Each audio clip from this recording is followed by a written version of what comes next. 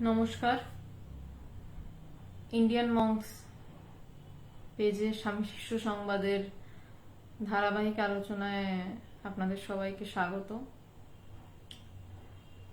আজকে একটা অদ্ভুত বিষয় নিয়ে আলোচনা। আগের দিন যে আলোচনা হয়েছিল সেটা বেলুর মঠের জমিতে ঠাকুরকে প্রতিষ্ঠার দিন নিয়ে আলোচনা হয়েছিল। সেই দিন কি কি ঘটেছিল, কেমন ভাবেই বা ঠাকুরকে নিয়ে যাওয়া হয়েছিল, এই সব কিছু নিয়ে আগের দিনের আলোচনা ছিল। এবং শুধু ঠাকুরকে নিয়ে যাওয়াই নয়, বা ঠাকুরকে ওখানে গিয়ে প্রতিষ্ঠা করার সাথে সাথে বিভিন্ন পুরনো দিনের কথা স্বাভাবিকভাবেই এত সংগ্রামের পর, এত কৃচ্ছ সাধনের পর স্বামীজিরা কয়েকটা ইয়ং ছেলের দল যখন আজকে সন্ন্যাসী হয়ে পায়ের নিচে এত বড় একটা জমি পায়, একটা মাটি পায়, তখন তো তাদের পুরোনো দিনের কিছু কথাবার্তা উঠে আসবেই। সেই সব ঠাকুরের সাথে স্বামীজিদের পুরোনো দিনের কথা নিয়ে আলোচনা হয়েছিল। সাথে আধ্যাত্মিক প্রসঙ্গ, স্বামীজির বেলুর মঠকে নিয়ে কেমন স্বপ্ন ছিল, সেই সব নিয়ে আগের দিনের আলোচনা ছিল। আজকের আলোচনা একটু ভিন্ন, একটু অদ্ভুত বলা যেতে পারে। অদ্ভুত বলছি কারণ আজকের আলোচনার মূল যেটা বিষয়, যে ঠাকুর মা আজকে যেটা আলোচনার মূল বিষয় সেটা হচ্ছে যে স্বামীজির ভাবনায় আদি শঙ্করাচার্য কেমন। স্বামীজির ভাবনায় আদি শঙ্করাচার্য, আমরা তো আদি শঙ্করাচার্যের ব্যাপারে প্রত্যেকেই হয়তো কিছু না কিছু পড়াশোনা করেছি এবং প্রত্যেকেই আমাদের ভাবনা অনুযায়ী আমরা দেখি, কিন্তু স্বামীজি কিভাবে দেখতেন এখানে যদি প্রাথমিকভাবে একটু পরিচয় দিই। আদি শঙ্করাচার্য 10 নামী সন্ন্যাসী সম্প্রদায় সৃষ্টি করেন। সেই 10 নামী সন্ন্যাসী সম্প্রদায়েরই অন্তর্ভুক্ত পুরী সম্প্রদায়, যে সম্প্রদায়ভুক্ত স্বামী বিবেকানন্দ স্বয়ং। এবং আদি শঙ্করাচার্য প্রচুর বই লিখেছেন। তিনি বলা যেত এক প্রকার যে যখন বৌদ্ধ ধর্মের সাথে তান্ত্রিকতা একটা মিশে গিয়ে একটা কিম্ভূত কিমাকার জায়গায় ভারতবর্ষ এসে দাঁড়িয়েছিল ধর্মের ব্যাপারে, যে ধর্ম মানেই তন্ত্র মন্ত্রের উপর মানুষ নির্ভর করছে, সেই জায়গা থেকে আদি শঙ্করাচার্য ভারতবর্ষকে তুলে আনেন। এবং আদি শঙ্করাচার্যর ত্যাগের কোনো তুলনা হয় না। তিনি যখন বাড়ি ছেড়ে বেরিয়ে যান, প্রণাম সবাইকে প্রণাম, তিনি যখন বাড়ি ছেড়ে বেরিয়ে যান তখন তার মা বিধবা, বাবা নেই, তার মা কাঁদছে এবং তিনি সেই অবস্থায় মাকে একা রেখে, এবং সেখানে মা কি খাবে বা পড়বে তিনি ভাবেননি। হ্যাঁ, আপনারা বলতে পারেন এটা কোন ধরনের সন্ন্যাসী, কি নিষ্ঠুরতা, কিন্তু তিনি আজকে যদি না বেরোতেন আজকে আমরা বসে বসে এত আলোচনা করতে পারতাম না। এই যে করতে পারছি এর পিছনে কিন্তু আদি শঙ্করাচার্য। বলা যেতে পারে ভারতবর্ষকে তিনি একটা বাউন্ডারি দিয়ে ঘিরে রক্ষা করেছিলেন। ভারতবর্ষ হয়তো অনেক আগেই অনেক কিছু উল্টে পাল্টে যেত। বৈদিক ধর্মকে রক্ষা করেছিলেন, বেদান্তকে আবার তুলে এনেছিলেন, ব্রহ্মসূত্রের ব্যাখ্যা লেখেন। তো সেই আদি শঙ্করাচার্য সারা ভারতবর্ষ পায়ে হেঁটে ঘোরেন এবং যথার্থ অর্থে তিনি একজন দুর্ধর্ষ ব্রহ্ম বিজ্ঞানী তো ছিলেন বটেই, তিনি অদ্বৈতবাদী। কিন্তু তার সাথে বিভিন্ন ঘটনার কারণে, সেটা আমরা আলোচনায় যেতে যেতে আলোচনা করব, মানে পড়তে পড়তে আলোচনা করব, তিনি শক্তিকেও একসময় মানেন, বা এইসব ক্ষেত্রে বলা যায় মানেন শব্দটা ভুল, তাকে মানানো হয় ওই তরফ থেকে। শক্তিকে মানা যায় না। শক্তি যদি কৃপা করে ধরা দেয় কারোর কাছে, তবে সে শক্তির সাম্রাজ্যের দরজায় মানে দরজা খুলে ভিতরে ঢুকতে পারে। সেই আদি শঙ্করাচার্যের যে 10 নামী সন্ন্যাসী সম্প্রদায় তৈরি করলেন সন্ন্যাসী সমাজকে রক্ষা করতে, সেই সম্প্রদায়েরই স্বামী বিবেকানন্দ তোতাপুরীজি থেকে অদ্বৈতবাদের জ্ঞান, ঠাকুরের নির্বিকল্প সমাধি, এবং সেই ঠাকুরের থেকেই স্বামীজিদেরও নির্বিকল্প সমাধি। তো যথারীতি পুরী সম্প্রদায় যতদূর সম্ভব শৃঙ্গেরি মঠের আন্ডারে পড়ছে। তো সেই স্বামীজি অদ্ভুতভাবে স্বামীজি সবসময় আদি শঙ্করাচার্যের ভূয়সী প্রশংসা করতেন। মানে শঙ্করাচার্য বলতে স্বামীজি অজ্ঞান ছিলেন, বিভিন্ন জায়গায় দেখা যায়। কিন্তু আজকে আমরা দেখবো একটু ভিন্ন স্বামীজিকে। স্বামীজি আদি শঙ্করাচার্যকে নিয়ে সমালোচনা করছেন বিভিন্ন রকম ভাবে। এবার কেন করছেন সেটা শুরুতেই বলা আছে, কারণ স্বামী শিষ্য সংবাদ থেকে তো আমরা আলোচনা করছি। যিনি শিষ্য ছিলেন শ্রী শরৎচন্দ্র চক্রবর্তী, তিনি আদি শঙ্করাচার্যের বিষয়ে প্রচন্ড গোড়া ছিলেন এবং স্বামীজি গোড়ামি বিষয়টা একদম পছন্দ করতেন না। সেটা যে কোনো ভাবেই হোক, সেটা আদি শঙ্করাচার্যের ক্ষেত্রে হোক বা ঠাকুরের নামেও কেউ গোড়ামি করুক, স্বামীজি এটা একদম সহ্য করতে পারতেন না। তো সেই জন্য স্বামীজি শিষ্যের গোড়ামিকে ভাঙার জন্য, প্রথমেই বলে নিচ্ছি, শিষ্যের গোড়ামিকে ভাঙতে বিভিন্ন প্রসঙ্গ তুলে ধরেছেন শিষ্যের সামনে এবং বারবার করে আদি শঙ্করাচার্যের সাথে বুদ্ধদেবকে একটা তুলনায় টেনে আনছেন। কিন্তু এই সবটাই কিন্তু আমাদের মনে রাখতে হবে শিষ্যের গোড়ামি ভাঙার জন্য। স্বামীজি কিন্তু কাউকে সমালোচনা সেই অর্থে করছেন না। স্বামী যারা খুব ভালো বাগ্মী হয়, যারা খুব ভালো তার্কিক হয়, তাদের যদি এক পক্ষ অবলম্বন করে তর্ক করতে বলা হয় তাহলে তারা সেটাতেও যেতে, আবার যদি পরমুহূর্তে ঘুরে আর এক পক্ষে অবলম্বন করে তর্ক করতে বলা হয় তারা সেটাতেও যেতে। স্বামীজির এই প্রকার বাগ্মিতা ছিল, কারণ তার জ্ঞানের পরিধি এরকম ছিল এবং তার পাণ্ডিত্য অসাধারণ ছিল। জ্ঞান এবং পাণ্ডিত্য দুটো আলাদা করে আমি বললাম, কারণ দুটো আলাদা বিষয়। জ্ঞান যেটা ভিতরে রয়েছে, আমিকে জানার নামে জ্ঞান, বাকি সবটা অজ্ঞান। আর পাণ্ডিত্য হচ্ছে প্রচুর পড়া, যে আমি অনেক পড়েছি, অনেক কিছু জানি। স্বামীজি দুটোই ছিল। স্বামীজি একদম ভিতরে আমির উপর দাঁড়িয়ে কথা বলতেন, সাথে স্বামীজির পাণ্ডিত্য অসাধারণ রকমের ছিল। স্বামীজির পড়া অদ্ভুত ছিল। তো আমরা স্বামী শিষ্য সংবাদে যা ঢুকছি এবং পড়তে পড়তে সেখানে শঙ্করাচার্যের জীবনের কিছু কথা, বুদ্ধের জীবনের কিছু কথা নিয়ে চেষ্টা করবো আলোচনা করার। সেই একই দিনের ঘটনা, আলাদা দিন নয়। যেদিন বেলুর মঠের জমিতে ঠাকুরকে প্রতিষ্ঠা করা হয়েছিল সেই দিনেরই ঘটনা। 1898 খ্রিস্টাব্দে নীলাম্বর বাবুর বাগান বাড়িতে ফিরে আসা হয়েছে। নীলাম্বর বাবুর বাগান বাড়িতে বেলুর মঠের জমিতে ঠাকুরকে প্রতিষ্ঠা করে পুজো করার পর আবার উঠিয়ে নিয়ে ফেরত আসা হয়েছে, তারপরের এই কথোপকথন। এইরূপ নানা প্রসঙ্গ চলিতে চলিতে শ্রীমৎ শঙ্করাচার্যের কথা উঠিল। শিষ্য শ্রী শঙ্করের বড়ই পক্ষপাতী ছিল, এমনকি ওই বিষয়ে তাহাকে গোড়া বলিলেও বলা যাইত। শিষ্য নিজে এখানে অ্যাডমিট করছেন, স্বীকার করছেন। তিনি তো সঙ্গে সঙ্গে লেখেননি, অনেক পরে এই বইটার পাণ্ডুলিপি নিশ্চয়ই লেখা হয়েছে। তো তিনি তখন স্বীকার করছেন, নিজের কথা বলছেন যে বিভিন্ন প্রসঙ্গ চলতে চলতে শ্রীমৎ শঙ্করাচার্যের কথা উঠেছে। শিষ্য শ্রী শঙ্করের বড়ই পক্ষপাতী ছিল, যে শিষ্য নিজেকে বলছেন যে শ্রী শঙ্করাচার্যের বড়ই পক্ষপাতী ছিল, এমনকি ওই বিষয়ে তাহাকে গোড়া বলিলেও বলা যাইত।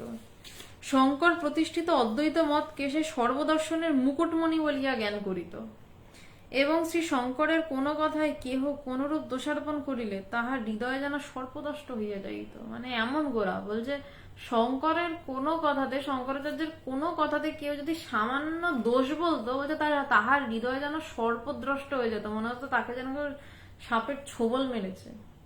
সে এমন গোড়া ছিল শঙ্করাচার্যের ব্যাপারে। স্বামীজি উহা জানিতেন এবং কেহ কোনো মতের গোড়া হয় উহা তিনি সহ্য করিতে পারিতেন না। কোন বিষয়ের গোড়ামি দেখিলেই তিনি উহার বিরুদ্ধ পক্ষ অবলম্বন করিতেন এবং অজস্র অমোঘ যুক্তির আঘাতে ওই গোড়ামির সংকীর্ণ বাধা চূর্ণ বিচূর্ণ করিয়া দিতেন। যে কোনো দিকের গোড়ামি গোড়ামি। কিন্তু আমি শঙ্করাচার্যকে নিয়ে গোড়া হচ্ছি, অদ্বৈত মতই শ্রেষ্ঠ বলছি, এও গোড়ামি। আবার আমি বলছি দ্বৈতমতই শ্রেষ্ঠ বা বিশিষ্ট দ্বৈতমতই শ্রেষ্ঠ, রামানুজই শ্রেষ্ঠ, এটাও গোড়ামি। কারণ কোনো মত দিয়েই তাকে আটকানো যায় না, সব মতের পারে গিয়ে তার প্রকাশ। যতক্ষণ আমার মাথায় কোনো মত ঢুকে বসে থাকবে, মতটা কিরকম ভাবে আমার মাথায় ঢুকে বসে থাকে, সেই মত অনুসারে আমার মাথায় একটা চিন্তার স্ট্রাকচার তৈরি হয় যে এটা এমন, এটা অন্যরকম হতেই পারে না। কিন্তু যেখানে তার প্রকাশ, যেখানে সেই অনুভব, সেখানে তো কিছু দিয়েই তাকে বোঝানো যায় না, কিছু দিয়েই বলা যায় না। তাই জন্য আমি যদি ধরে বসে থাকি অদ্বৈতবাদী শ্রেষ্ঠ, সেও বিপদ, সোনার শিকল। আর যদি বলে থাকি বিশিষ্ট দ্বৈতবাদ শ্রেষ্ঠ, রামানুজি শ্রেষ্ঠ, সেও শিকল, একটু রূপার শিকল বটে, দুটোই শিকল। তো স্বামীজি বলছেন যে শিষ্য বা কারুর কোন রকম গোড়ামি স্বামী বিবেকানন্দ সহ্য করতে পারতেন না। আর শিষ্য এমন গোড়া ছিল রামানুজের বিষয়ে, এই রামানুজ বলছি, সরি, এক্সট্রিমলি সরি, শঙ্করাচার্যের বিষয়ে, যে তার সম্পর্কে কেউ সামান্য কোনো কথা বললে তার যেন হৃদয়ে সাপে কামড়াতো, এরকম তার অনুভব। এবার স্বামীজি এটাকে কাটার জন্য কিন্তু শঙ্করাচার্যের বেশ কিছু সমালোচনা করছেন, আমরা দেখব। স্বামীজি শঙ্করের ক্ষুরোধার বুদ্ধি, বিচারক বটে, পণ্ডিত বটে, কিন্তু তাদের উদারতাটা বড় গভীর ছিল না, হৃদয়টাও ঐরূপ ছিল বলে বোধ হয়। আবার ব্রাহ্মণ অভিমানটুকু খুব ছিল, একটি দক্ষিণী ভট্টাচার্য গোছের ছিলেন। আর কি, ব্রাহ্মণে তো জাতের ব্রহ্মজ্ঞান হবে না, এ কথা বেদান্ত ভাষ্যে কেমন সমর্থন করে গেছেন। বলিহারি বিচার, বিদুরের কথা উল্লেখ করে বলেছেন তার পূর্বজন্মের ব্রাহ্মণ শরীরের ফলে সে ব্রহ্মজ্ঞ হয়েছিল। বলি আজকাল যদি ঐরূপ কোনো শূদ্রের ব্রহ্মজ্ঞান হয়, তবে কি তো শঙ্করের মতে মত দিয়ে বলতে হবে যে সে পূর্বজন্মে ব্রাহ্মণ ছিল, তাই হয়েছে? ব্রাহ্মণত্বের এত টানাটানিতে কাজ কি রে বাবা? বেদ তো ওই ত্রৈবর্ণিক মাত্রকেই বেদ পাঠ ও ব্রহ্মজ্ঞানের অধিকারী করেছে। অতএব শঙ্করের ওই বিষয় নিয়ে বেদের উপরই অদ্ভুত বিদ্যা প্রকাশের কোনো প্রয়োজন ছিল না। আমি আবারও বলছি, এই সমস্ত কথাগুলো স্বামীজি কিন্তু শিষ্যের গোড়ামি ভাঙতে বলছেন। এর সমস্ত বিরুদ্ধ পক্ষ রয়েছে এই কথাগুলো, সেগুলো স্বামীজি নিজেই জানেন, এবং বিরুদ্ধ পক্ষ অবলম্বন করলেও স্বামীজি নিশ্চিত নিজের কথাকে নিজে খণ্ডন করতেন। সেগুলো কেন আসছে আমি বলছি। প্রথমে এই কথাগুলো আগে যাক, এই কথাগুলোর পিছনে অনেক গল্প আছে। অতএব শঙ্করের ওই বিষয় নিয়ে বেদের উপরে অদ্ভুত বিদ্যা প্রকাশের কোনো প্রয়োজন ছিল না। আবার এমনই হৃদয় যে কত বৌদ্ধ শ্রমণকে আগুনে পুড়িয়ে মারলেন তাদের তর্কে হারিয়ে। আহাম্মক বৌদ্ধগুলো কিনা তর্কে হার মেনে আগুনে পুড়ে মরতে গেল। শঙ্করের ওইরূপ কার্যকে ফ্যানাটিসিজম ছাড়া আর কি বলা যেতে পারে? কিন্তু দেখ বুদ্ধদেবের হৃদয়, বহুজন হিতায় বহুজন সুখায়, কা কথা। সামান্য একটা ছাক শিশুর জীবন রক্ষার জন্য নিজের জীবন দান করতে সর্বদা প্রস্তুত। দেখো দেখি কি উদারতা, কি দয়া। স্বামীজি খোঁচাচ্ছে শিষ্যের যেখানে অহংকার নিয়ে বসে রয়েছে সেই জায়গাটাকে খোঁচাচ্ছে। বলছে শঙ্করের ক্ষুরোধার বুদ্ধি, বিচারক বটে। ক্ষুরোধার বুদ্ধি তো বটেই, নইলে অদ্বৈতবাদের পথের মানুষই হওয়া যায় না ক্ষুরোধারস্য বুদ্ধি না থাকলে। এখানে ক্ষুরোধার বুদ্ধিটা কেমন বলছি, বলছে যে খুঁড়ের উপর দিয়ে, খুঁড় যেরকম জাস্ট একটা টান মারলে পুরো কেটে বেরিয়ে যায়, অদ্বৈতবাদের পদ এরকমই। হাজারবার এরকম এরকম পোজ দিতে হয় না, জাস্ট টান মারলো শেষ, গলায় খুঁড়ের একটা কোপ মারলে শেষ। বলছে অদ্বৈত বেদান্ত এইরকম, যে ক্ষুরোধারস্য বুদ্ধি, ওই বুদ্ধি এমন খুঁড়ের মতো নামে যে মন বুদ্ধি চিত্ত অহংকারকে পুরো শেষ করে উড়িয়ে দেবে, পুরো কেটে কেটে উড়িয়ে দেয় অদ্বৈতবাদ। তাই বলছেন যে ক্ষুরোধার বুদ্ধি, অদ্বৈতবাদে ক্ষুরোধার বুদ্ধি না এলে হয় না। বিচারক বটে, এটা তিনি বিচারও করতেন, বিচারক বটে, তিনি পণ্ডিত বটে, কিন্তু তার উদারতাটা বড় গভীর ছিল না। হ্যাঁ, এই কথা ঠিক। প্রথম জীবনে শঙ্করাচার্যের উদারতা নিয়ে অনেক কথা বলা যেতে পারে, বিরুদ্ধ কথা।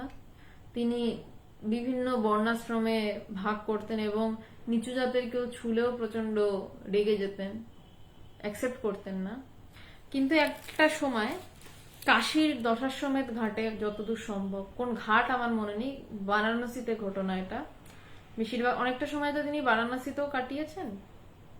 তো শিব এবং পার্বতী তাকে শক্তি বোঝানোর জন্য, যে শক্তি কেমন হয়, মানে শুধু বলছে ব্রহ্মের কথা বলে যাচ্ছে কিন্তু শক্তিকে মানছে না, সেইটা বোঝার জন্য শিব এবং পার্বতী নিচু জাতের মানুষ হয়ে তার সাথে লীলা করেছিলেন, এবং তারপর থেকে তিনি শক্তিকে মেনেছিলেন। তো স্বামীজি বলছেন তার উদারতা তেমন ছিল না।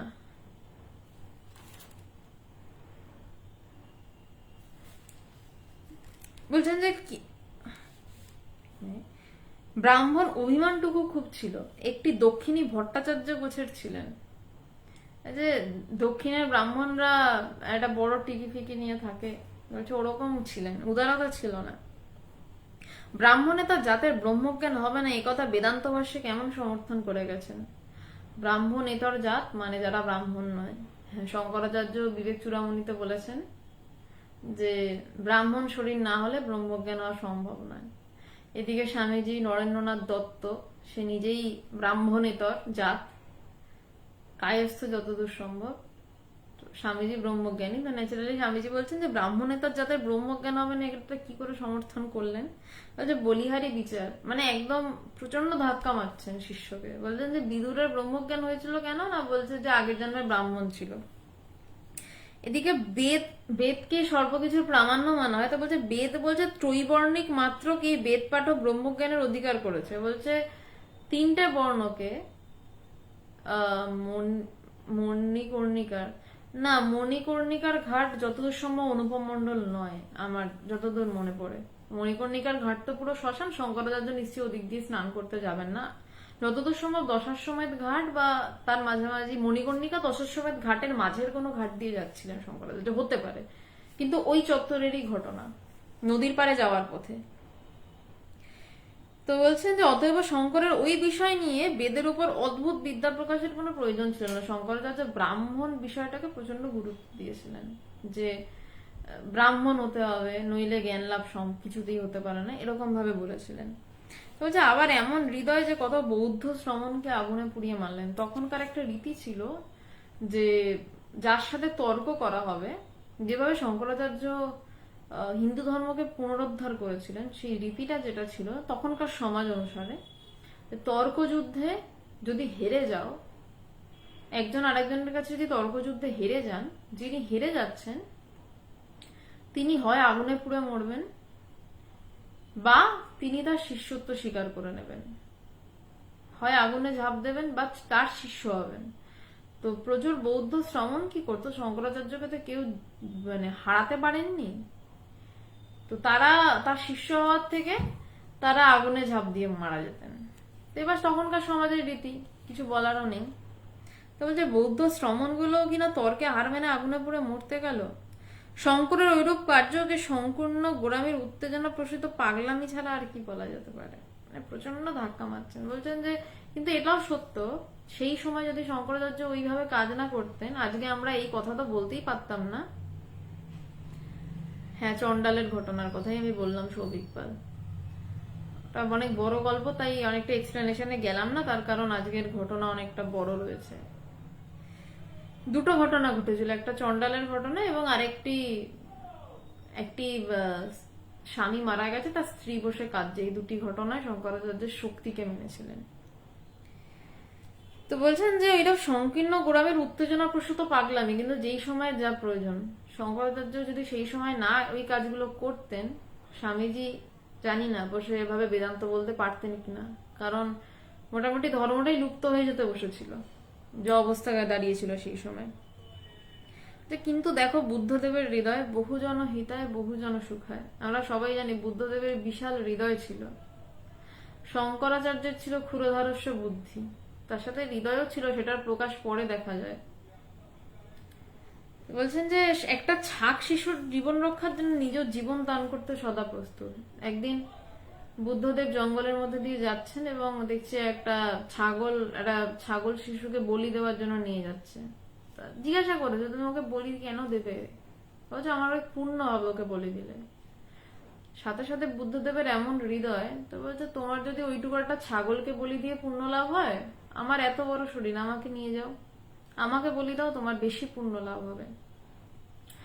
তখন তার হুঁশ ফেরে যে বলি দিতে নিয়ে যাচ্ছিল, তখন সে বুদ্ধদেবের শরণাগত হন। যে কত বড় হৃদয় হলে একটা ছাগল শিশুর বদলে নিজেকে বলি দিতে চলছে, যে নিয়ে যাও আমাকে, তোমার বেশি পুণ্য হবে, ওকে ছেড়ে দাও, ছাগল শিশুটাকে ছেড়ে দাও। বলছেন যে দেখতে কি উদারতা, কি দয়া বুদ্ধদেবের। শিষ্য, এবার শিষ্যের তো গায়ে লাগছে, শিষ্য তো শঙ্করাচার্যের এগেন্স্টে কোনো কথা সহ্য করতে পারে না। শিষ্য বলছে বুদ্ধের ওই ভাবটাকেও কি মহাশয় অন্য প্রকারের পাগলামি বলা যাইতে পারে না? একটা পশুর জন্য কিনা নিজের গলা দিতে গেলেন। স্বামীজি এদিকে শঙ্করাচার্যকে বলেছে সংকীর্ণতার জন্য পাগলামো করছে, গোড়ামি করে পাগলামো করছে, এবার শিষ্য খেপে গেছে। ওই যে বুদ্ধদেবের এই আচরণটাও কি পাগলামো না? একটা ছাগলের বদলে নিজের গলা দিতে যাচ্ছে, কি এটা তো বেশি দয়া, দুটোই এক্সেসিভ। তো স্বামীজি বলছেন যে কিন্তু তার ওই ফ্যানাটিসিজমে জগতের জীবের কত কল্যাণ হলো তা দেখ, কত আশ্রম, কত স্কুল, কত কলেজ, কত পাবলিক হসপিটাল, কত পশুশালা স্থাপন, কত স্থাপত্যবিদ্যার বিকাশ হলো তা ভেবে দেখ। বুদ্ধদেব জন্মানোর আগে এদেশে ছিল কি? তালপাতার পুঁথিতে বাঁধা কতগুলো ধর্মতত্ত্ব। স্বামীজি বলছেন এই পাগলার মধ্যে দেশের ভালো হয়েছে। স্বামীজি এখন কিছু মানছেনই না, সব কেটে কেটে ওড়াচ্ছেন। শিষ্য যাই বলছে আমরা দেখবো এই গোটা চ্যাপ্টারটা জুড়ে কেটে উড়িয়েছেন। শঙ্করাচার্যকে শিষ্য যেভাবেই সাপোর্ট করতে গেছেন স্বামীজি যুক্তি দিয়ে উড়িয়েছেন। বলছেন যে বুদ্ধদেবের জন্য কত কি হয়েছে দেখ। এই বুদ্ধদেব জন্মানোর আগে, বুদ্ধদেব অনেক অনেক পুরনো, বলছে ওই বুদ্ধদেব জন্মানোর আগে শঙ্করাচার্যেরও পুরনো, তাহলে বুঝতেই পারছেন। তালপাতার পুঁথিতে বাঁধা কতগুলো ধর্মতত্ত্ব ছিল, তাও অল্প কয়েকজনের জানা ছিল, সেইগুলো বেশি জন জানতো না। বলছে বুদ্ধদেব এসে সমস্ত স্কুল কলেজ এই সমস্ত তৈরি করলেন, পশুশালা স্থাপন করলেন, স্থাপত্যবিদ্যার বিকাশ হলো। ভগবান বুদ্ধদেব সেগুলো প্র্যাকটিক্যাল ফিল্ডে আনলেন, লোকে দৈনন্দিন জীবনে কেমন করে সেগুলো কাজে লাগাতে হবে তা দেখিয়ে দিলেন। ধরতে গেলে তিনি যথার্থ বেদান্তের স্ফুরণ মূর্তি।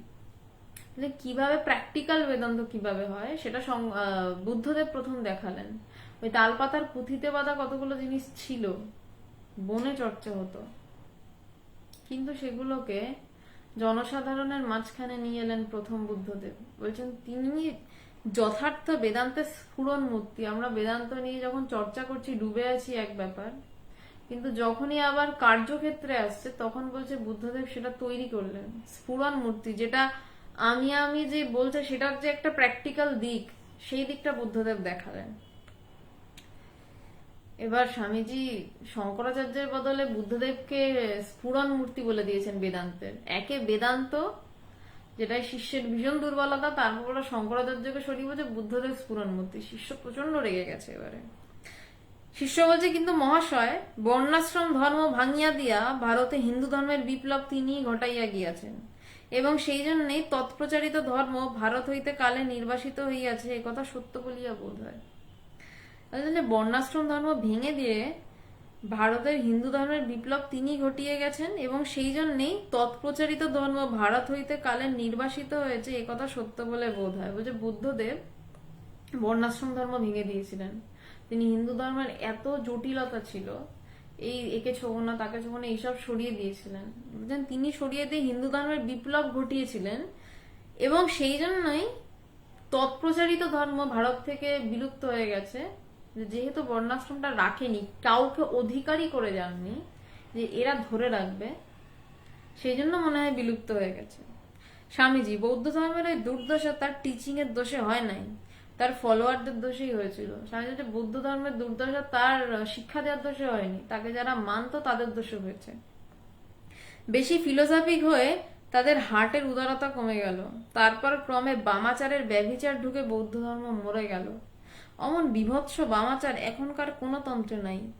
বৌদ্ধ ধর্মের একটি প্রধান কেন্দ্র ছিল জগন্নাথ ক্ষেত্র। সেখানে মন্দিরের গায়ে খোদা বিভৎস মূর্তিগুলি একবার গিয়ে দেখে এলি ওই কথা জানতে পারবি।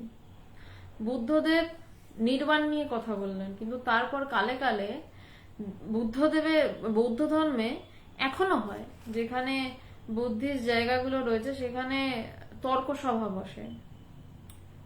সেই তর্ক করতে করতে হৃদয়ের উদারতা কমে গেল। সবসময় মাথায় করছে আমার একে হারাতে হবে, স্বাভাবিক হৃদয়ের উদারতা কমে যাবে। বলছে এটা কিন্তু বুদ্ধদেব করেননি, তার ফলোয়ারদের দোষে, যারা তার শিষ্য ছিল তাদের বোঝার ভুলে হয়েছিল। বলছে এই করতে গিয়ে বামাচারের ব্যভিচার ঢুকে গেল বৌদ্ধ ধর্মে। বামাচার বৌদ্ধ ধর্মে যে তান্ত্রিকতা রয়েছে সেখানে বামাচার মানে মেয়েদেরকে নিয়ে সাধন রয়েছে, এবং মেয়েদেরকে নিয়ে সাধন সহজ বিষয় নয়, শক্তির সাধন, সেটা সবাই যোগ্য হয় না, অধিকারীও হয় না। আমি খুব বিশদ ব্যাখ্যায় এটাতে যাব না, মানে তন্ত্র নিয়ে খুব বেশি ব্যাখ্যায় আমি যাব না এখানে, কারণ খুব বেশি আমি জানি না, আর অল্প জেনে বেশি বলতেও চাই না। তো যেটুকু জানি সেটুকুও বলতে চাই না এই বামাচারের ব্যাখ্যা নিয়ে, কারণ পিন্টু রানা আমি বললাম যে বামাচারী শুধু এইটুকুই যে আপনাকে বলতে পারি যে তন্ত্র সাধনায় শক্তি সাধনা, যেটা মেয়েদেরকে নিয়ে দিয়ে সাধনা, সেটাই বামাচার। এর বেশি আমি যাচ্ছি না এই বিষয়টা নিয়ে। যে বামাচারের ব্যভিচার ঢুকে বৌদ্ধ ধর্ম মরে গেল। প্রথমেই বললাম সবার ক্ষমতা হয় না শক্তি সাধনা করার। যখনই সেটা শক্তি সাধনা হচ্ছে, যখন সেটা হচ্ছে সেটা সাধনা, কিন্তু যখনই যার অ্যাবিলিটি নেই, যার ক্ষমতা নেই, সে এখানে ঢুকছে, সে ব্যভিচার করছে, এবং ব্যভিচারটাই আসলে দাঁড়িয়ে গেল, সাধনাটা পিছনে পড়ে গেল, যে তার ফলে বৌদ্ধ ধর্ম মরে গেল। অমন বিভৎস বামাচার এখনকার কোনো তন্ত্রে নাই। বলছে বৌদ্ধ ধর্মের মতন অমন বিভৎস বামাচার কোনো তন্ত্রে এখন নেই। বৌদ্ধ ধর্মের প্রধান কেন্দ্র ছিল জগন্নাথ ক্ষেত্র, পুরী। পুরী আমরা উপরে জানি এটা বৈষ্ণব, কিন্তু আসলে কিন্তু জগন্নাথ ধামে তন্ত্রের একটা বিশাল ব্যাপার রয়েছে, তন্ত্র ক্ষেত্র বলা যায়। স্বামীজি এখানে বলছেন সেখানে মন্দিরের গায়ে খোদা বিভৎস মূর্তিগুলি গিয়ে দেখে এলি ওই কথা জানতে পারবি। রামানুজ ও চৈতন্য মহাপ্রভুর সময় থেকে পুরুষোত্তম ক্ষেত্রটা বৈষ্ণবদের দখলে এসছে।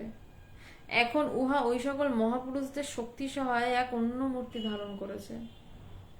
ওই সব একটা আন্ডারে একটা ব্যাপার চলে না, একটা জিনিস উপরে দেখা যায়। বলতে রামানুজ এবং চৈতন্যদেব গিয়ে পুরীতে পুরো ভক্তি দিয়ে মাতিয়ে এলেন, এবং বৈষ্ণব চারদিক দিয়ে করলেন, এবং কৃষ্ণকে, জগন্নাথ দেবকে কৃষ্ণ বলে পুজো করলেন।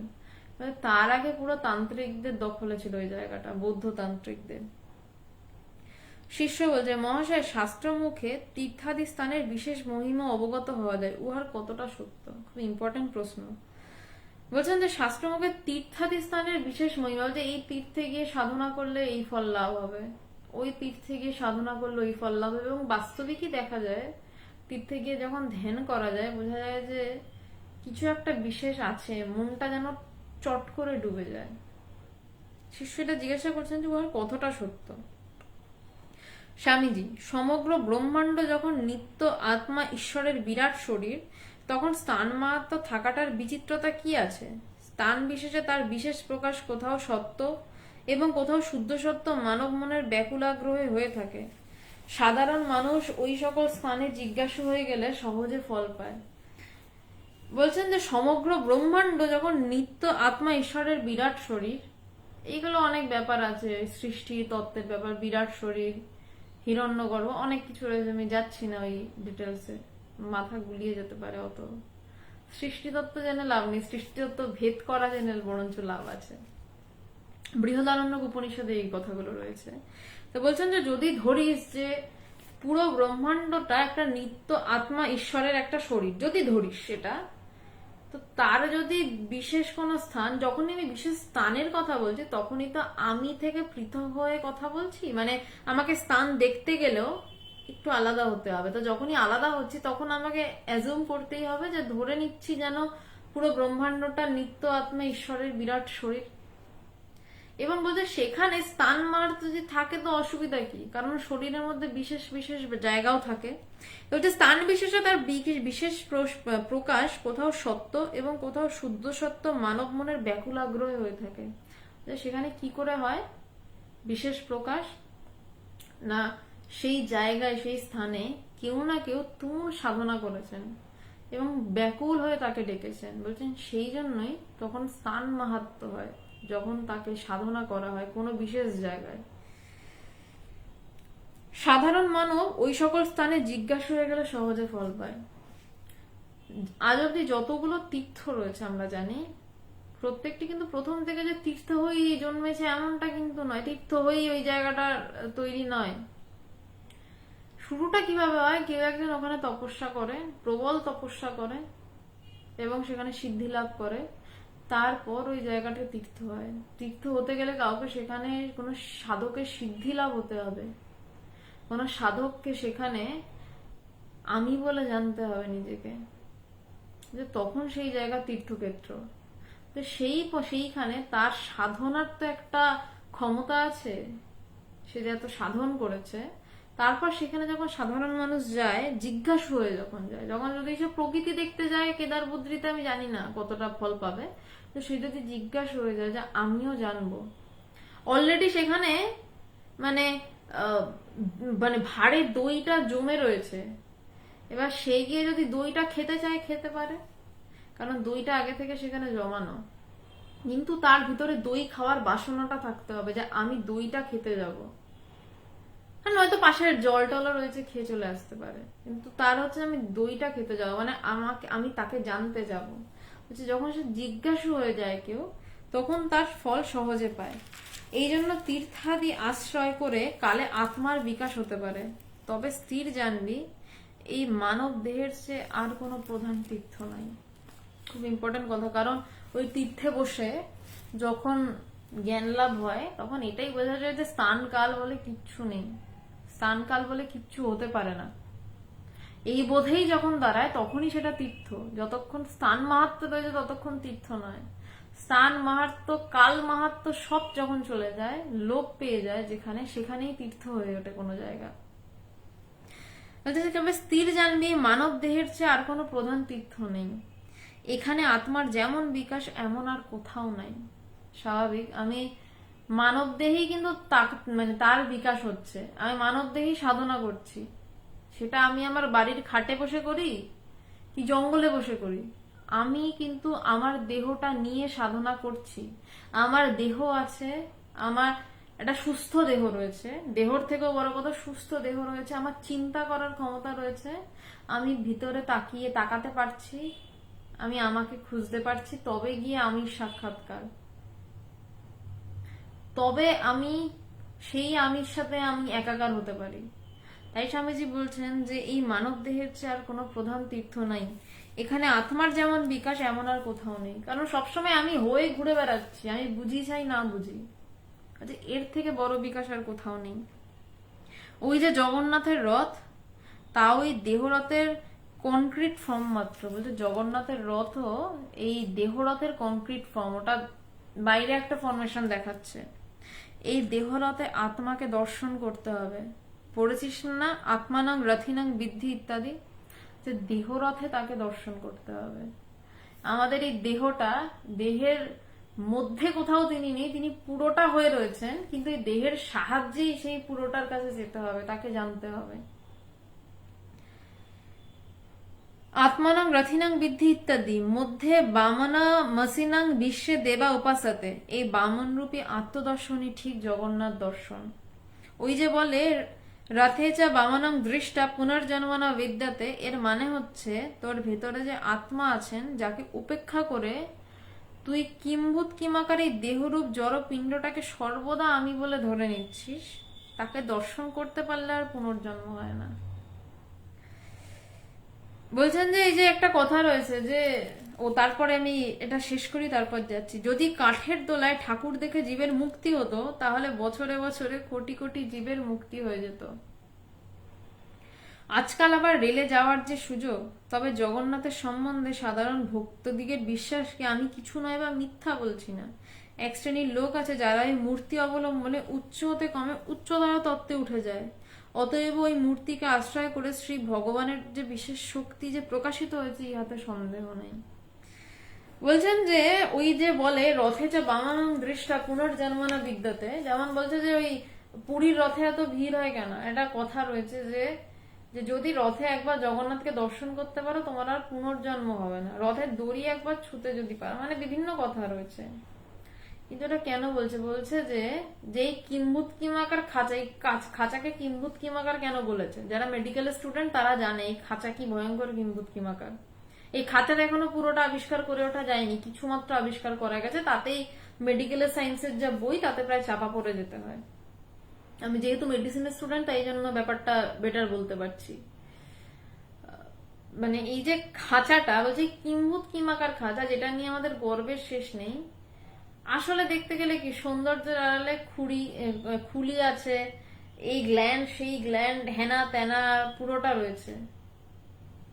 এটাই তো খাঁচা আমাদের। বলছে এই কিম্ভূত কিমাকার খাঁচার মধ্যে, এই দেহরূপ জড়পিণ্ডটার মধ্যে যে আত্মা আছে, বলছে তাকে উপেক্ষা করে এই কিম্ভূত কিমাকার খাঁচা নিয়ে আমরা ব্যস্ত। তাও কিম্ভূত কিমাকার খাঁচার ভিতরটা নিয়ে, উপরটা নিয়ে ব্যস্ত। ভিতরটা নিয়ে ব্যস্ত হলে তো বাবাগো মাগো হয়ে যায়, তখন ডাক্তার ডাক্তার ডাক্তার চলে। উপরটা তেল মাখাচ্ছি, ক্রিম মাখাচ্ছি, মেকআপ মারছি, রুজ মারছি, অনেক কিছু করে চলছি। বলছে ভিতরে আত্মাকে দর্শন করার চেষ্টা মাত্র নেই, ওই খাঁচার উপরে মানে মেকআপ মেরে আমরা শেষ, অস্থির। একটু দাগ হলে আমাদের অবস্থা খারাপ হয়ে যায়, আরে এরকম দাগ হচ্ছে কেন। কদিন আগে একটা অদ্ভুত একটা সুন্দর মানে মিম দেখছিলাম, বলছে যে দেখবেন যে ফেসবুকে যখন ফটো ওঠায় কারোর গালে কোনো দাগ নেই, কিন্তু তাই কি ওই দাগটাকে আমরা ফটো থেকেও সরাই। মানে আমাদের খাঁচা নিয়ে তো আমরা টেনশনে থাকি, এখন ফটো থেকে ওই দাগগুলোকে সরাই যাতে ওই দাগটা ফটোতে দেখা না যায়। বলছে সেটার দিকে আমাদের লক্ষ্য আছে, কিন্তু তার ভিতরে যিনি আমাদেরকে ইনসিস্ট করছেন ভিতর থেকে, যার জন্য আমরা এই দাগটা সরানোর চিন্তা মাত্র করতে পারছি, তাকে আমরা কেউ দেখতে চাই না, যে তাকে উপেক্ষা সবাই করে যায়।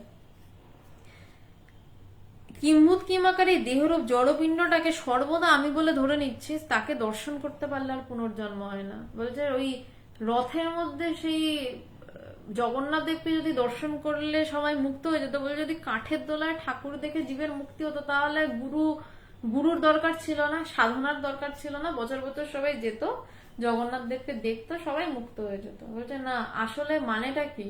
বলছে এই দেহরূপ রথে আমাদের সেই আমিরূপ, সেই তাকে দর্শন করতে হবে, নিজের ভিতর দিকে তাকিয়ে তাকে দর্শন করতে হবে, চোখ মেলে নয়।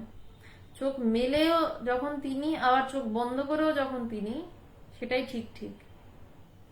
যখন বোধে বোধ হয়ে তিনি, শুধু বোধ নয় বোধে বোধ হয়ে তিনি, তখন বলছে আর কোনো জন্ম মৃত্যুর জায়গা থেকে বেরিয়ে যাবে। বলছে আজকাল আবার রেলে যাওয়ার যে সুযোগ, বলছে জগন্নাথের সম্পর্কে সাধারণ ভক্তদিগের বিশ্বাসকে আমি কিছু নয় বা মিথ্যা বলছি না।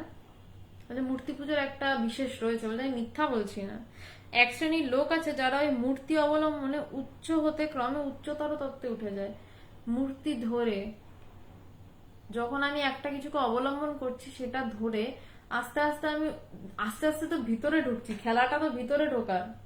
একটা মূর্তি দেখলাম, তারপর আরো একটা মূর্তি দেখলাম, আরো একটা মূর্তি দেখলাম, এটা তো নয়।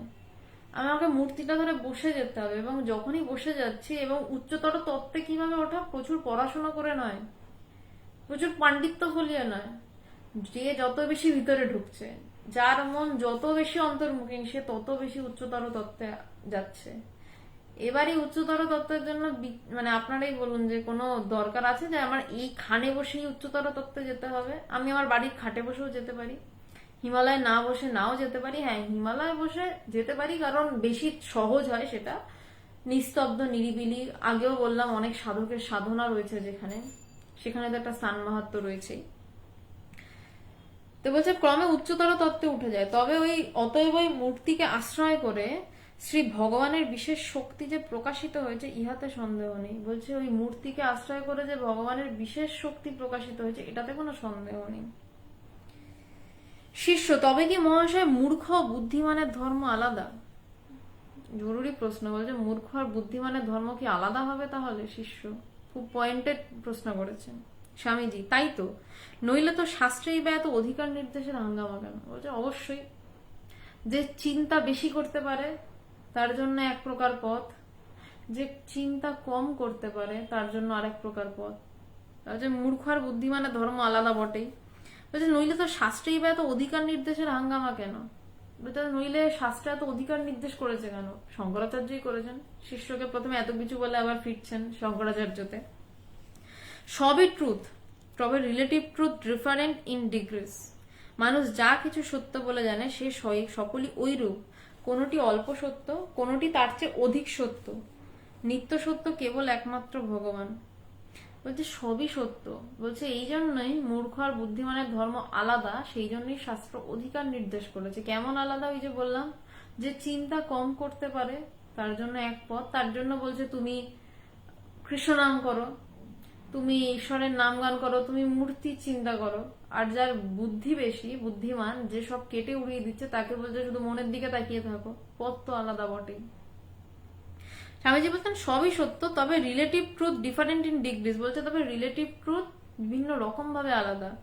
মানুষ যা কিছু সত্য বলে জানে সে সকলেই ওইরূপ। বলছে যা যা সত্য বলে জানে সবাই ওরকমই একটা কিছু। যে কোনোটা অল্প সত্য, কোনোটা বেশি সত্য, কিন্তু একমাত্র নিত্য সত্য ভগবান। ভগবান মানে সেই আমি স্বয়ং। আমিতে যখন প্রতিষ্ঠিত, আমি মানে যেই আমি কথা বলছি সেটা নয়, যিনি বলাচ্ছেন তিনি। যিনি বলাচ্ছেন মানে সে আকাশে বাতাসে থাকে না। আমাকে দিয়ে বলাচ্ছেন মানে আকাশ থেকে তো বলাতে পারবেন না, আমার ভিতর থেকে বসেই তো বলতে হবে। বলছে তাকে যখন বোধ করা যায়, বলছে সেটাই একমাত্র নিত্য সত্য। এই আত্মা জড়ের ভেতর একেবারে ঘুমোচ্ছেন, জীব নামধারী মানুষের ভেতর তিনি আবার কিঞ্চিত কনসাস হয়েছেন। বলছে এই আত্মা জড়ের ভেতর একদম ঘুমাচ্ছেন। কোন স্বামীজি বলছেন? এই স্বামী বিবেকানন্দ যখন নরেন্দ্রনাথ দত্ত ছিলেন, আমি লাইনটা আবারও পড়ছি, বলছে এই আত্মা জড়ের ভেতর একেবারে ঘুমোচ্ছেন। এই নরেন্দ্রনাথ দত্ত যখন ঠাকুর বলেছিলেন কোষাকুষি সব চৈতন্যময়, বলেছিলেন আমি তোমার কথা মানি না, তোমার মাথার ভুল। ঠাকুর কেঁদে ফেলেছিলেন সেদিন, বলেছিল বা তুই আমার কথা মানিস না তো আসিস কেন আমার কাছে। স্বামীজি সেদিন উত্তর দিয়েছিলেন তোমায় ভালোবাসি বলে আসি। যেই স্বামীজি, যেই নরেন্দ্রনাথ দত্ত বলেছিল কোষাকুষি সব চৈতন্যময়, শুনে ঠাকুরকে বলেছিল তোমার কথা মানি না, তোমার মাথার ভুল, সেই নরেন্দ্রনাথ দত্ত আজকে স্বামী বিবেকানন্দ হয়ে একজন গুরু শিষ্যকে কিভাবে ট্রান্সফার করে দিতে পারেন, কিভাবে তার এই যে বলছে না উচ্চ থেকে উচ্চতর সত্যে উঠে যাওয়া, এই উচ্চ থেকে উচ্চতর সত্যে উঠে যাওয়া। স্বামীজি বলছেন এই আত্মা জড়ের ভেতর একেবারে ঘুমোচ্ছেন, মানে আত্মা জড়ের ভেতর ঘুমোচ্ছেন তার মানে কি জড় চৈতন্যময়। ঠাকুর যেটা বলেছিলেন কোষাকুষি সব চৈতন্যময়, বলছেন জড়েরও চৈতন্য রয়েছে। এটাকে যদি আমি সায়েন্স দিয়ে যাই ব্যাখ্যা করতে, তাহলে বলতে পারি প্রত্যেকটা বিষয়ের মধ্যে ইলেকট্রন প্রোটন নিউট্রন রয়েছে। আমাদের মানুষের শরীরটার ভিতরেও রয়েছে, তাই দিয়েই তৈরি। জ্বরের মধ্যেও তাই রয়েছে, কিন্তু মানুষের শরীরে ইলেকট্রন প্রোটন নিউট্রনের চলাচল বেশি, জ্বরের মধ্যে নয়। এইসব জানাজানির অনেক আগে ঠাকুর বলে গেছিল কোষাকুষি সব চৈতন্যময়। কোষাকুষির মধ্যে ইলেকট্রন, জ্বরের মধ্যে ওই শক্তির নড়াচড়া কম, জীবের মধ্যে শক্তির নড়াচড়া বেশি। তো বলছেন জীব নামধারী মানুষের ভেতর তিনি আবার কিঞ্চিত কনসাস হয়েছেন। বলছেন জীব নামধারী মানুষের ভেতর তিনি আবার সামান্য জাগরিত হয়েছেন, অল্প। যারা জানে না তাদের ভেতর অল্প জাগরিত হয়েছেন। শ্রীকৃষ্ণ, বুদ্ধ, শঙ্করাদিতে আবার এই আত্মায় সুপার কনসাস স্টেজে অর্থাৎ পূর্ণভাবে জাগরিত হয়ে দাঁড়িয়েছেন। এর উপরেও অবস্থা আছে যা ভাবে বা ভাষায় বলা যায় না, অবাং মানসে গোচরম। বলছেন যে শ্রীকৃষ্ণ, বুদ্ধ, শঙ্কর আদিতে আবার ওই আত্মায় সুপার কনসাস স্টেটে দাঁড়িয়েছেন।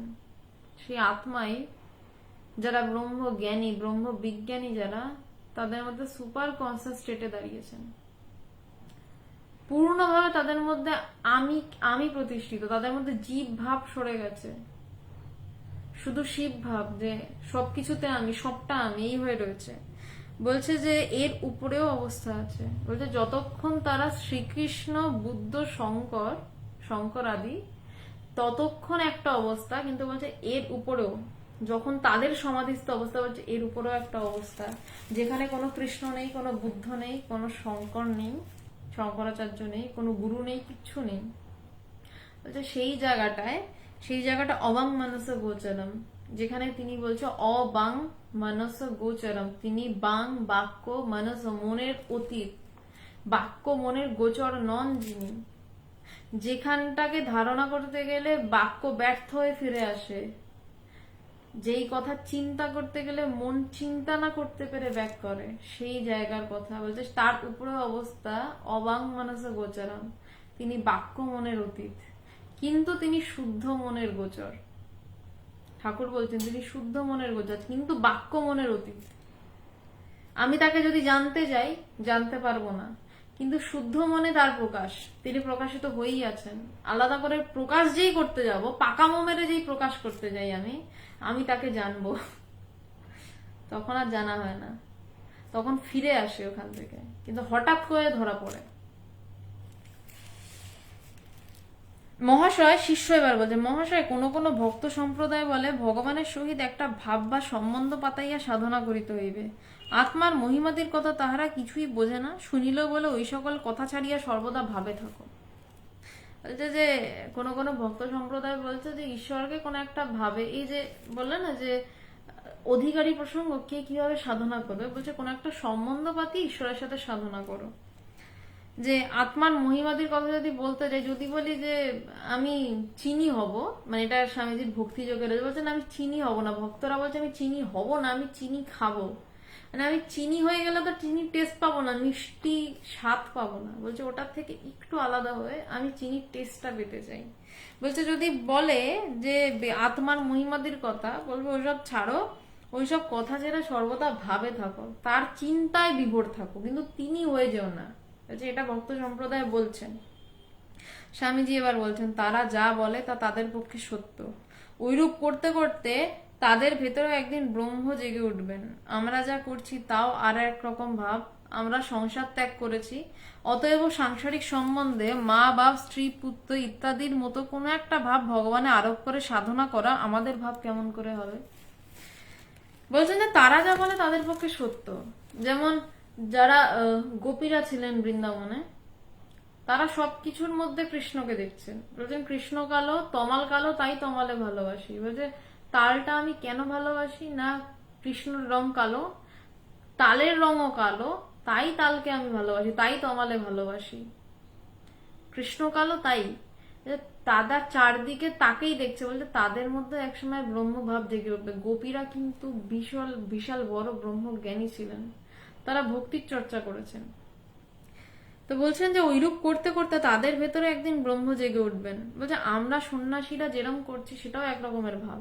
ভক্তরা বলছে এরকম ভাবে ভাবে থাকো। স্বামীজি বলছেন আমরা যা করছি তাও তো ভাব এক রকমের, আমরা তো ভাবেই থাকছি, কিন্তু আমরা বাড়ি ঘর সব ছেড়েছি। তো ঈশ্বরের সাথে ভগবানে আরোপ করে সাধনা করা, সাধনা মানে কোনো একটা ভাব, মানে কি আমাদের চিন্তা অনুযায়ী কোনো একটা ভাব। তো বলছে যে আমরা মা বাপ স্ত্রী পুত্র সব ছেড়েছি, তা আমরা তার উপরে কোনো ভাব লাগিয়ে কি করে সাধনা করব? ওসব আমাদের কাছে সংকীর্ণ বলে মনে হয়। অবশ্য সর্বভাবাতীত শ্রী ভগবানের উপাসনা বড় কঠিন। বলছে কোনো ভাব ছেড়ে শুধু ভগবানের উপাসনা, কোনো ভাব ছাড়া, তার সাথে কোনো সম্বন্ধ না থাকা, হচ্ছে সেটা বড় কঠিন। কিন্তু অমৃত পাই নাই বলে কি বিষ খেতে যাব?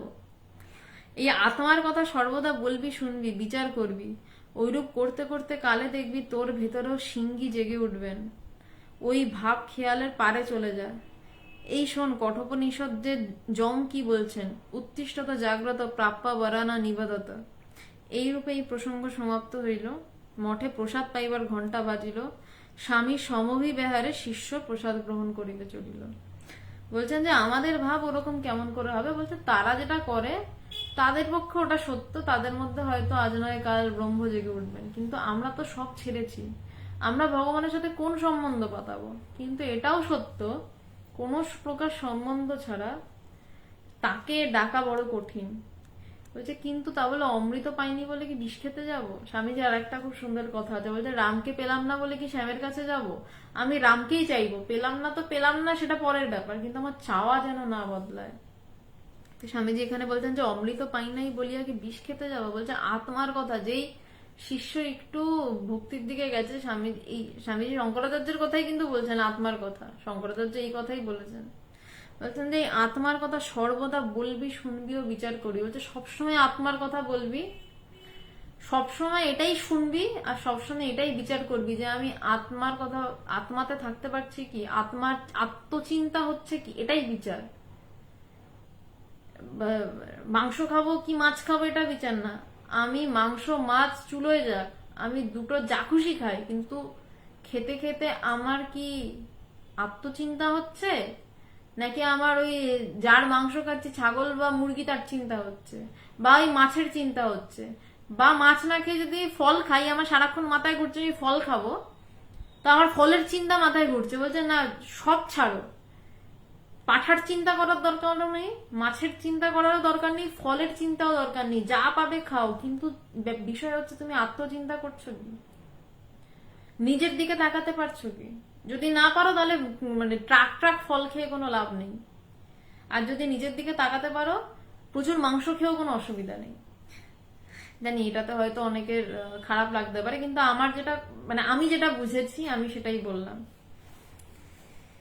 বলছে ওইরূপ করতে করতে কালে দেখবি, বলছে সবসময় বলবি, শুনবি আর বিচার করবি। বলছে সবসময় আত্মকথাই বলবি, শুনবি এবং সেটাই বিচার করবি। বলছে এইরূপ করতে করতে কালে দেখবি তোর ভেতরেও সিংহী ব্রহ্ম জেগে উঠবেন। বলছে এরূপ করতে করতে সবসময় যদি আমি তার চিন্তা করি, একটা সময় আমার ভিতরেও তিনি জেগে উঠবেন, উঠতে বাধ্য, কারণ ভিতরে তিনিই রয়েছেন। ওইসব ভাব খেয়ালের পারে চলে যা। এই শোন কঠোপনিষদে যম কি বলছে, বলছে সমস্ত ভাব খেয়ালের পারে চলে যা, যে উত্তিষ্ঠত জাগ্রত প্রাপ্য বরা নিবোধত, বলছে ওঠো জাগো এবং যতক্ষণ না ওটাকে পাও লেগে থাকো। এটা এখন অনেক মোটিভেশনাল কোট হিসাবে দাঁড়িয়ে আছে। আমার ঘরেও একটা ছবি ছিল, সেই ছবির নিচে লেখা ছিল arise awake and stop not still the goal is reached.